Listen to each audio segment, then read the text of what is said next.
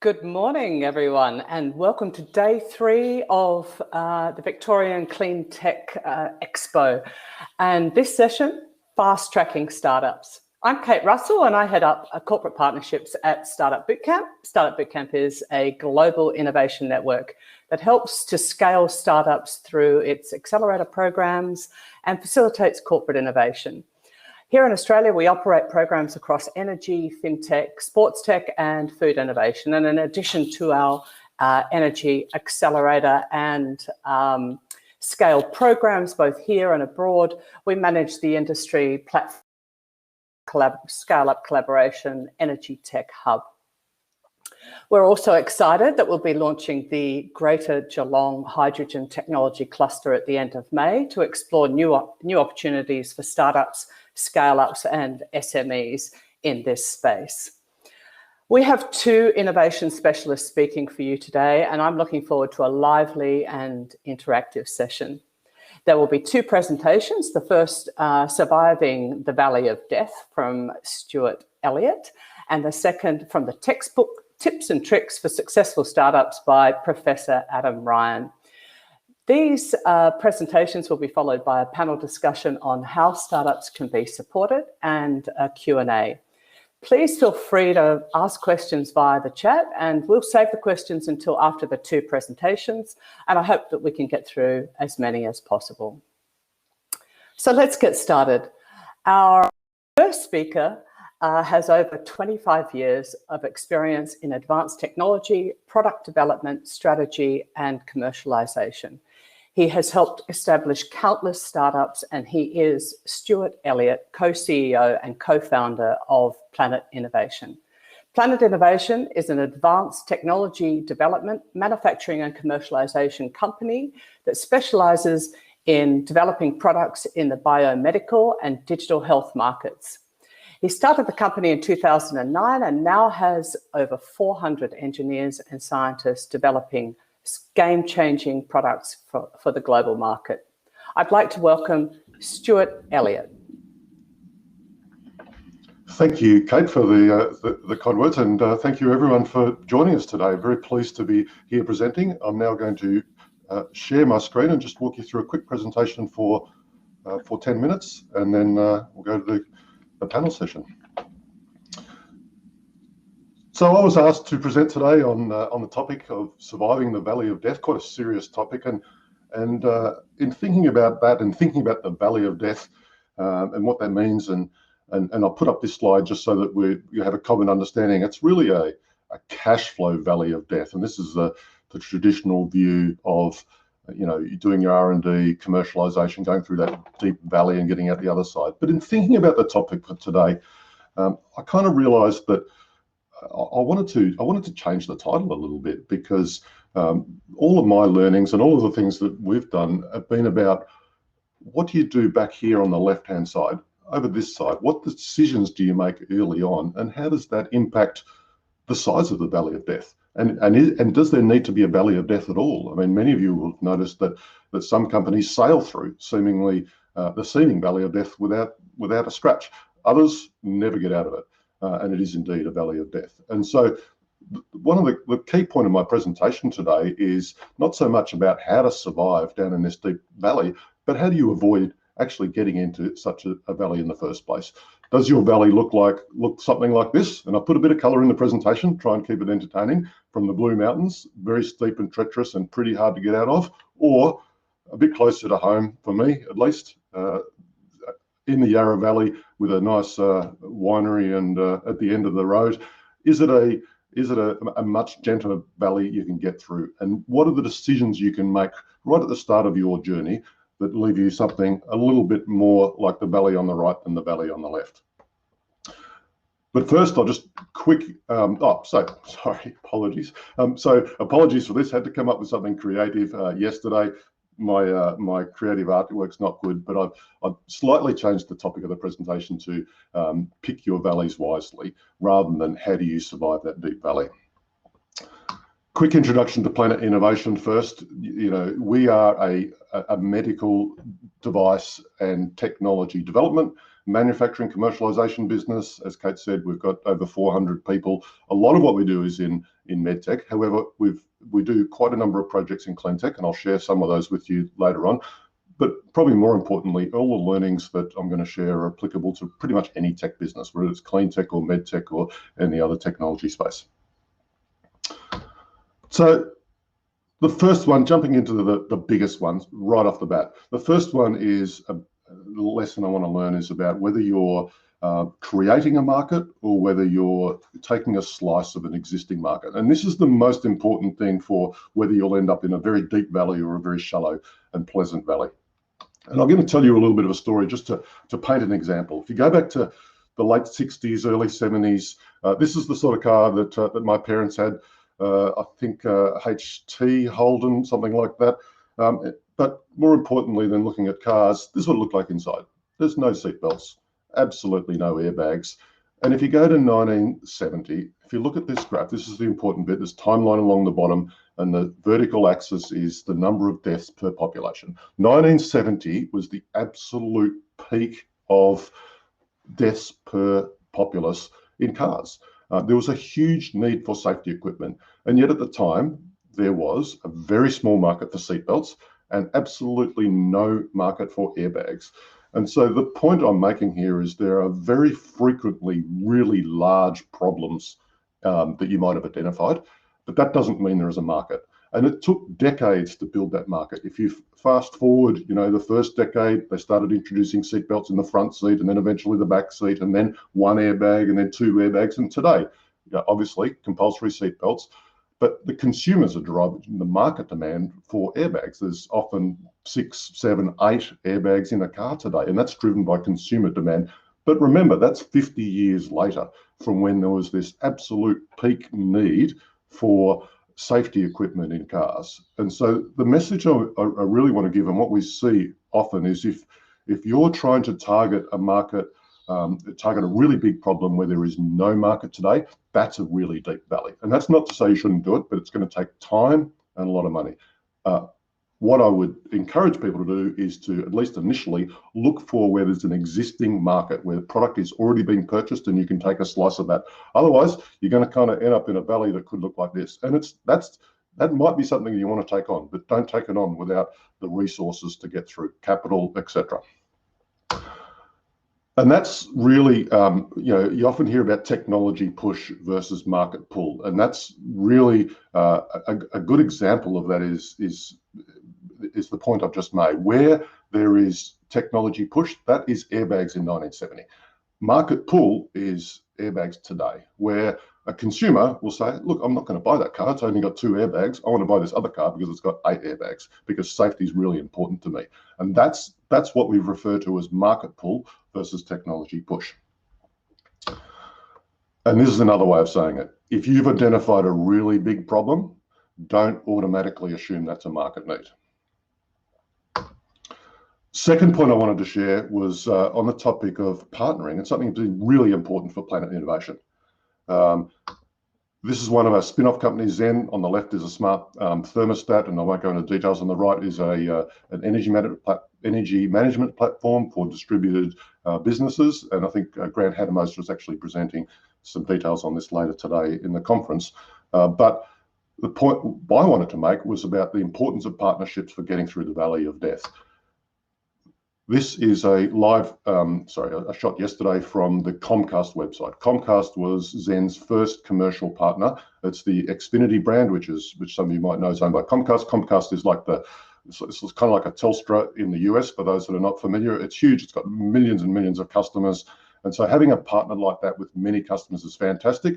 In this case, I'm happy to share that we don't make brilliant margins off that, but having access to a customer that's got millions of customers has been really important for actually the survival of a business like that.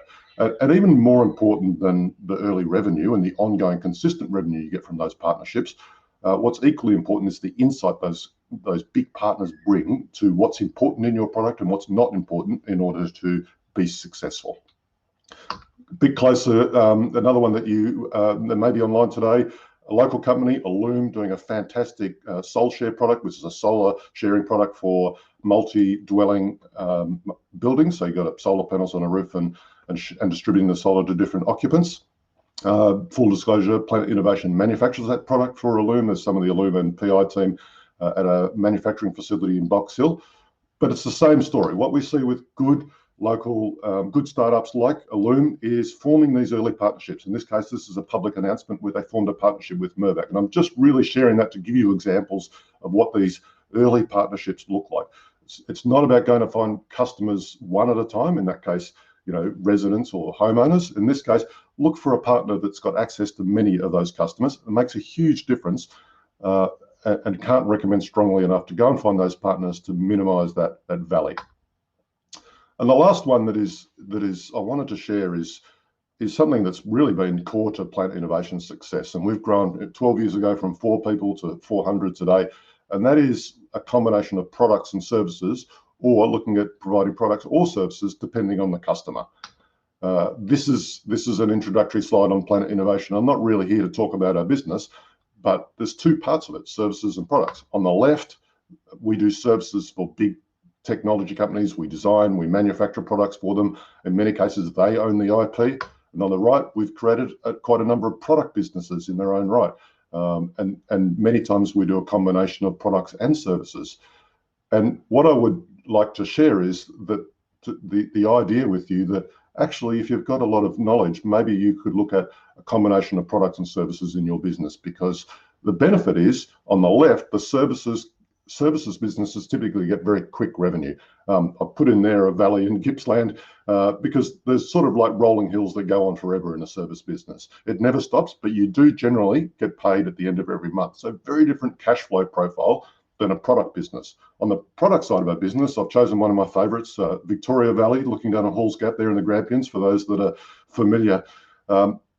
A little bit steeper, but certainly a manageable valley to get through was the imagery I was trying to portray. But that's partly because of the partnering approach in our product businesses. The combination of the two can actually really help minimise the valley that you go through. And that's it from me. Those are the 3 points I wanted to share with you for really how to minimise that valley of death rather than survive it. Firstly, targeting existing markets versus creating a new market. That's the most important one. Secondly, look for channel partners very early versus going direct, certainly with your initial launch. And then consider a combination of services and or products. And that's what we like to refer to as market-led innovation. That's it from me. Thank you very much, and I look forward to the Q&A session.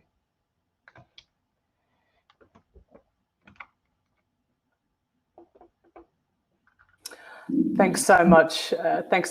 Stuart. Great insights there. I know probably too many founders have seen the bottom of that valley of death, and any tips that they could have had beforehand would have been really useful. I love the fact of thinking about leveraging partners, customer bases and networks. I know that we try to do that ourselves.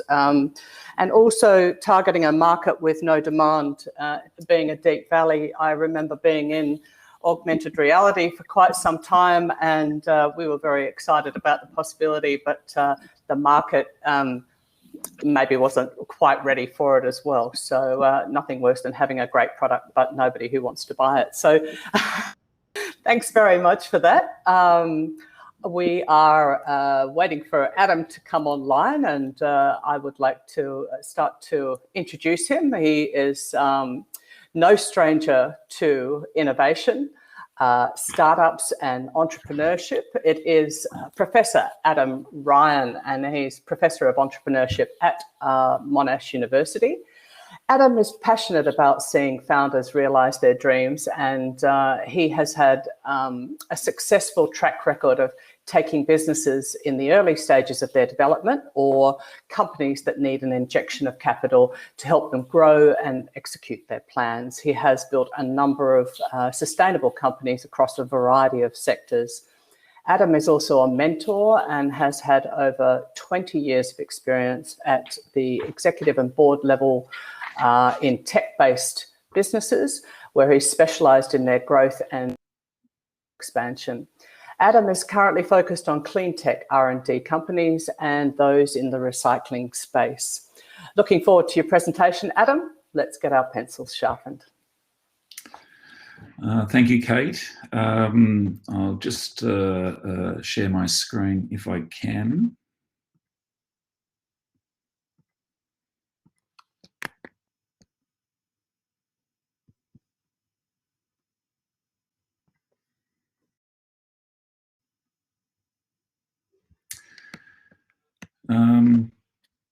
Just confirming, Kate, that everyone can see my screen.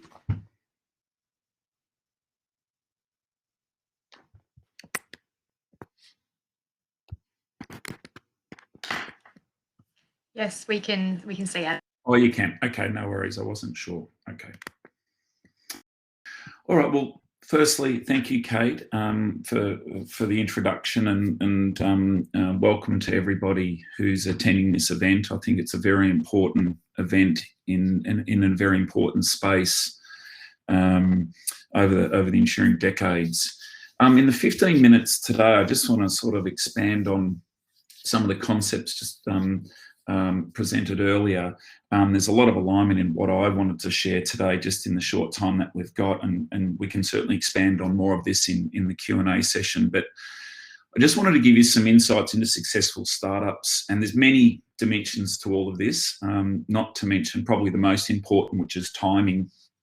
But without going into sort of the areas of elements that we can't control, I just wanted to sort of share with you some aspects that you might want to apply. It's just some tools and tips that are quite simple.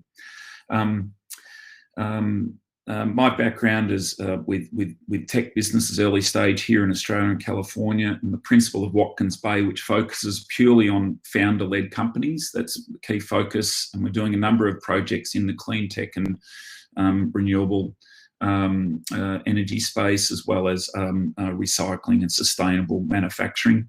And I also do a body of work at Monash University in the Monash Business School, particularly in the field of entrepreneurship. So what I wanted to sort of take you through today, quite simply, is really, I guess, define that entrepreneurship sort of view on innovation. Certainly in this space, it's very difficult to build a business without innovation. And I think just wanted to share, I guess, the key elements of how you might want to explore your business. And this principle can be applied to any sort of startup that's looking to grow, and how these models allow for sort of a vertical growth at some point, at some inflection point. So this is the framework that I wanted to explore today, and it's, there's a great speaker out of the US, and I'm using his framework, really, a gentleman by the name of Brian Balfour, which really explores this concept of what makes startups successful, and what he explored, and I agree with, and we'll touch on today, is it's no longer relevant to look at just the product market fit. What is the trying to solve for, or the problem that you're trying to solve for in your solution? So in this model, and that we'll explore, is firstly just trying to understand your problem, which is market, customer, competition, their journeys and the problems that they face. Trying to fit your solution to that, which is your product, your technology, key features or elements, how you're going to deliver that. Defining your channel, so actually how do you sell that solution into the market, and that's selling, distribution, marketing, branding and support. And how do you get your model right? So it's also very important, are you a product-based organisation, you're service-orientated, or both? And there's certainly a lot of benefits for either, and particularly service-orientated companies augmented with product have a lot of extended value. But that's pricing models, costings, the margins that you might want to operate, and also the operation of the business. So they're the four elements I'm going to touch on today with some tips. Before we do, I just wanted to explore innovation, and I guess technically, innovation is a process, and which involves action. And that's why, lean startup models or agile processes or agile methodologies work in these environments quite well. But you're trying to actually build a new method, idea, or product, etc. And it goes beyond that, because if you leave it there, it's really just an invention of sorts. It's something that does something. But it really ultimately needs to create value, because it's in that value is where the innovation is. And that value might be in the business model. It could be the way that you're distributing it. It doesn't necessarily have to be the technology itself. But just playing in the problem space, it's really key that you understand the problem that you want to solve. Who is it impacting? And there's more elements to this. How big is that impact? Because the bigger the impact, the more likely behaviours are to change. And where does it impact them? Where in their journey of their goal, of what they're trying to achieve, do they look for a solution that's not in the market? So a real tip in a tool, if you're not aware of design thinking, a design thinking principle and tool, it's not the only way to do this, but certainly it's a proven method to really explore the challenges and the problems that you might experience in the market through diverging your thinking or your discussions, bringing them back in, sorting through those ideas and problems that you've identified, putting them back out to the market again, or stakeholders, partners, whoever it may be, bring them back in. So it's this constant concertina effect of trying to really understand that problem exceptionally well. It's very important. So then once you've understood your problem, how do you fit your solution? So does your solution solve the big issues initially so you can get something to market quickly and then refine from there? The question you really need to ask is, will customers change their behaviour, and will they pay? Will they actually pay for this? Because if they don't, then it's very difficult to keep reinvesting and growing. So, a real tip for startups is prototype quickly and cheaply, and find innovative customers and ask their opinions. Get them to use it early. Get use cases. Find agile ways to bring back that feedback to release tighter iterations to the market, tighter solutions to the market. So once you're comfortable that you've really got a real tight solution or a tight product market fit of your innovation or technology, really define your channel, and that really is customer first. Think about your customer, think about where your customer interacts, how they engage with the market currently. Are they happy with that? Can you access expertise? There was a point made earlier around partnerships and so forth. It's absolutely critical that you explore people, partners and providers. So who are the people within your organisation that can help you execute? Who are the providers? Who are the providers that can provide services or other products into your company, but most importantly, partners who are actually going to align their businesses with you, that have expertise and access to markets. And then how do you provide the rewards and alignment for that channel? So again, you're looking to change their behaviours. So a real tip and learnings over the years is meet with your channels often and gain feedback on works for them. You're already sorting out the customer issues and problems through your product market fit, but really you've got to focus on your channel and make sure that they're driving actions and activities that are aligned with you. And you only can do that if you understand what works for them. Seen this often, talked about the valley of death earlier, it's presented earlier, and it's absolutely right. A model has a huge impact on this in terms of how you understand your cost of acquiring a customer. Is that a direct sales force? Is it through channel? Is it through a more virtual or a digital outreach program? But what is the true cost of acquiring your customer? That information and knowledge is critical in how you understand then the next step of that conversion pathway. So how many of the engagements are you or your distribution channel having in the market, and how violent is that funnel, or how straight-lined is the funnel in terms of conversion to customers? And then I guess combined with that is really understanding the churn. How many customers are moving in and out of, or how many customers are moving in to the use of your product or service, and how many are leaving you? because again, those three key elements, and there's more to all of this, but these are the key headlines that I wanted to share. So a real tip, and it sounds very basic, but fundamentally, and it's trying to keep it as simple as possible. The number of customers and their willingness to pay has an impact on your growth. So if you've got customers that are growing and their willingness to pay, and a model that has exceptional margin, if you like, or a low cost base, or you can reduce that cost base over time with greater volumes, has an enormous impact on your growth, not just that growth through revenue, but also your ability to attract investment. So I guess that's it from me in terms of the time allotted. I'd like to hand it back to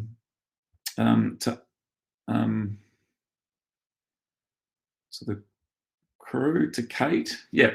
So in 15 Thanks, minutes, I Adam. tried to keep it fairly punchy and fairly high level, and then we can open it up for discussion in the next 15 minutes to half an hour. Okay. Awesome. That was great, Adam. Thank you so much. Some great tips for founders, and a leaf out of the Startup Bootcamp book as well, which is what problem are you solving? But there's different ways of looking at that, especially when you hear what Stuart had to say as well. I love the prototype quickly and cheaply, getting customer feedback, not rocket science, but how many people don't do that? And, knowing your customer, it's a dynamic process to, you're constantly iterating to get that model right. And there's a lot of input that can come into that. So thank you so much for that, Adam. I'd like to ask the audience if you have any questions for Adam or Stuart, please use the chat, and we'll endeavour to get to those during the next part of our session, which is on how can startups be supported. So how can startups be supported? There are community networks, co-working spaces, mentors, innovation programs, and a lot of people who are probably ready to give you advice. We have these two experts, Stuart and Adam, here ready to answer your questions about the startup world, their experiences, and how they have helped to scale companies. So please do send us some questions, but I would like to kick it off. Firstly, guys, in your view, what have a number of successful founders done from the start that has helped them to succeed? And perhaps what mistakes could be avoided? Stuart, I'll start with you. There's lots of things. I'll try and just pick a couple. I think surrounding yourself with the best people would be the first rule I would give. So starting with advisors and mentors, but also team, and being generous with equity if you need to, that sort of thing. Particularly on the mentor side, I would say one of the things I've learned is go for people that have been successful leaders and CEOs in businesses. There are cases of advisors that are perhaps more self-serving, particularly if they're service providers. So you have to actually be careful there. But getting people that have been successful CEOs or leaders in a business is really important as an advisory group. And then I would jump straight to focus on the customer. As Adam was just talking about, focus on your customer, focus on forming partnerships. Don't spend all your time going to try and raise capital, because it's a lot harder to raise capital if you don't have a customer. Go and find a customer. Focus on your customers. Get that right. Just be absolutely dogged in that approach. Whatever you do, don't keep your great idea secret. Great advice. Adam? No, I think Stuart's nailed it in the first part, and that is, and I sort of always reflect on my own journey, and that is what great people around you do is they lay the witches' hats out for you and help you navigate around them. Mm-hmm. And without that, you can still get there, but you knock a lot of them over, and so you make a lot of mistakes. You waste a lot of time. You waste a lot of money, and that actually, I guess, compounds the next issue. Is time is actually your enemy, and so how do you turn time into your friend? And you do that by getting great advice, being able to either network, help you in areas where you're weak. No one's got strengths everywhere. They can guide you through basically all facets of your startup journey, particularly in that early stage. that allows you to get to another place or the next hitch point much, much faster. And I just want to concur with Stuart, and I've made these mistakes many times before, is you get an idea, you get a bit of a prototype and a product, you go straight into capital raising mode too early, rather than actually has the market validated the product. And if the market's not validating the product, then really, the other aspect of that is make a decision pretty quickly to kill it off. There's no harm in doing that. Most of us, and I've done this many times before, big mistake is that you go, oh, 1 more month, we'll just see how we go, and all of a sudden it rolls into a year or 2 years. So they're just a couple of views on that particular point. Thanks, Adam. Yeah, I've been there myself. Yes. Just 1 more month. Question from the audience for Stuart. Is there any escape from the valley through delaying product service launch or taking on equity partners or other strategies? Great question. Absolutely. And I was kind of trying to say that there are companies that start up and you see them. There is no valley at all. And so how do they do that? And I think I wouldn't say delaying product service launch, quite the opposite. If it's a service, sometimes, when we started Planet Innovation, we started with a service and we started on day one and we didn't raise any money for 5 years. So we were paid not on day one, we had to survive a few months, but we were paid pretty early on for services. And so that's a really good way to escape a valley. The other one I would say is a strategic partnership. Even if that strategic partner gets a really good deal, just remember they're not going to be your only strategic partner. And if they help you get started, that is an awesome outcome. A strategic partner is like a big company. They're always that engages you. They're always aligned with you've got the same goals, which is often quite different to a financial investor. So sorry for the long answer, but it would be yes, go for services because you can often do that much faster. And secondly, go for strategic partners. Yep. Excellent. Guys, there's another question from the audience. What entities can a business with a new market technology work with to create this market if they're committed to their tech? Is influencing government policy or seeking government funding a good pathway? Adam? Oh, it's a good question. It's not my area of expertise, but I really like what Stuart was saying. I think if you're going in terms of the valley of death, if you're going to engage with influencing or lobbying government, that's a pretty long and steep valley, I'd imagine. Stuart, you've probably got more experience than I. But having tried to launch products into government early days at SEEK, it took us 2.5 years to get the Defence Department, who were the largest advertiser and recruiter of personnel in Australia, to advertise. Now, if we'd waited for them, we would have died. So to Stuart's point, we had to find the markets or the customers that were nimble enough to move with us and innovative enough to move with us. So I think if you're going to go down that path, it's you've got to bunker down and be ready that is going to be a long path and difficult. Yeah. Stuart, what's your experience with that?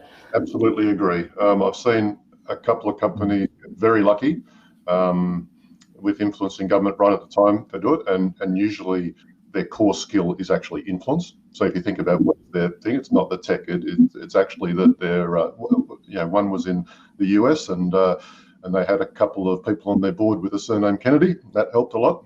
And had a lot of money. So that sort of influence has to be your core skill set, and if it's not, then absolutely agree with Adam. It's a lot of companies have a really tough road creating that market very quickly.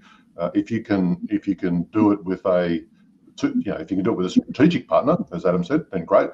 Or if you see an opportunity come along, and they do come along with government sometimes, where you're adapting your tech to their need, like, okay, we suddenly need to provide a few million swabs in a pandemic sort of need, then you can sometimes jump on those as well. But it requires you to be very nimble.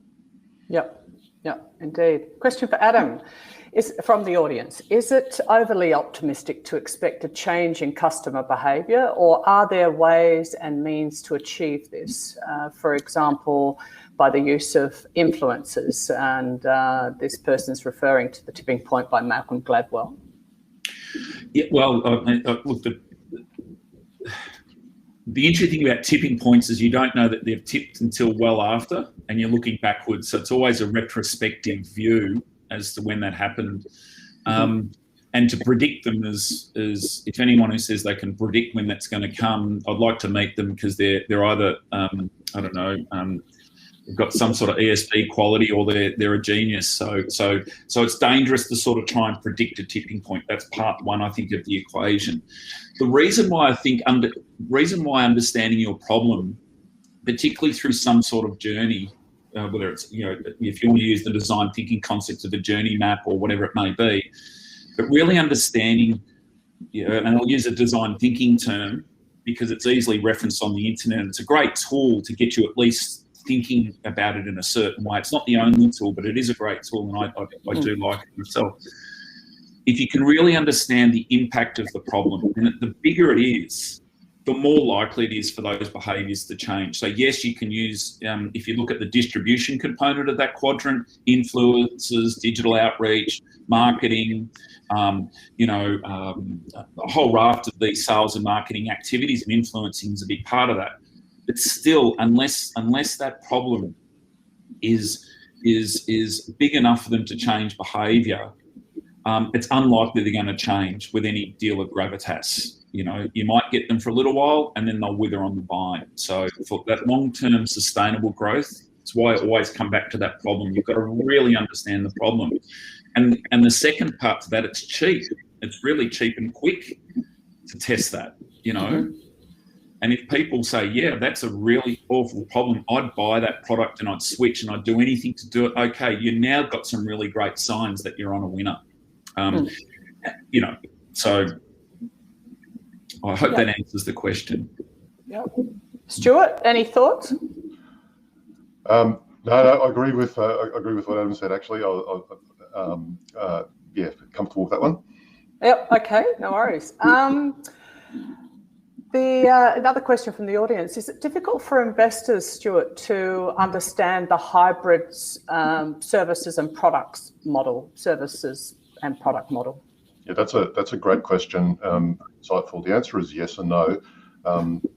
Yes, for institutional investors, you know, and the word investors means many different things. So what we found is that people that have been successful entrepreneurs got it in a heartbeat, loved it, and we had some investors make decisions to invest in us inside 30 minutes. What we found with some of the more institutional style investors is they found it very difficult to do a financial model that suited our business, and so found it very, very difficult. So we had very different experiences with different types of investors, depending on their background and the lens they look through. Is it, Stuart, ever too early to start looking for investors, or when do you know the time's right? It's absolutely can be too early. I think if I can answer, can I answer that question in two ways? One is, first I'm going to rephrase the question and say, is it ever too early to look for customers? And the answer is absolutely not. The investor piece should come after that. So if you haven't been out looking for customers, then you should not be talking to investors. If you've gone out and looking for, you know, got customers and got evidence of that market need and market pull, then that's a good time. But if you're in R&D mode and you've been bunkered down, no, don't go and look for investors. They don't care about your tech, they care about your customers. Indeed. And are you making money? At the end of the day, that's what we're trying to achieve, I guess. Stuart, also on that, do you think that success with early adopters can give you a false sense of potential leading to pursuing a market that's too small or immature? Oh, that's a very insightful question. I think whoever wrote that's got some experience and they may have an answer. But to share with the audience, that it's such a good question. There are always fools who will buy anything, right? And I'm one of them. I buy early stage tech all the time, so I'm not having a go at anyone. I love early tech, but I'm not representative on the market. And so if you've got a couple of early adopter customers, you can get very excited and you can extrapolate and say everyone's going to buy this. It is just not true. So it is a real trap. You have to look at whether you can influence the mainstream market. Otherwise, otherwise you've just got evidence that you can sell something to a person like me who's keen to try everything. Yep, indeed. Stuart, we've unfortunately lost Adam. I can't see him on the video at the moment, but so I'll just get on with you. Adam, can you hear us? I can. Yep. Okay, great. We just can't see your video for the moment. But I do have another question from the audience for Stuart. And it's a good one, especially for me as head of partnerships. What are the best strategies for securing a good partner? Listening. The best skill, it's not pitching skills, it's listening. So if you've got to think about a large strategic partner as a big organization, and they don't care about your startup. What they care about is, imagine they had their 3-day strategy offsite and they got their list of top 20 problems and then they whittled it down to their top 5 problems. If you're in one of their top 5 problems, then you're going to hit the target. If you're not, you're going to have a long journey. So the most important thing you can do is listen and understand what is in that top 5 things that they took out of their strategy day that they have to solve, and you either adapt to that or move on to find another company that has that in their need. So it's actually all about listening, and business development is mostly about listening and understanding their problems, not about pitching and polishing your pitch until you're blue in the face. Indeed. Adam, I had a question for you. One of the audience members says the model seems to reflect the old marketing paradigm of 4 Ps: product, place, price, positioning. Right. It would seem the key is capturing revenue by creating value. Do you agree? That's an interesting take on the model. And apologies, I'm not sure why the video is not working. It's working now. It's all good. It is? Okay. Oh, cool. Look, that's a good question. I hadn't looked at that quadrant, go-to-market quadrant, in the context of 4 Ps, but it'd be an interesting exercise to see it that way. The second part, Kate, to the question was around.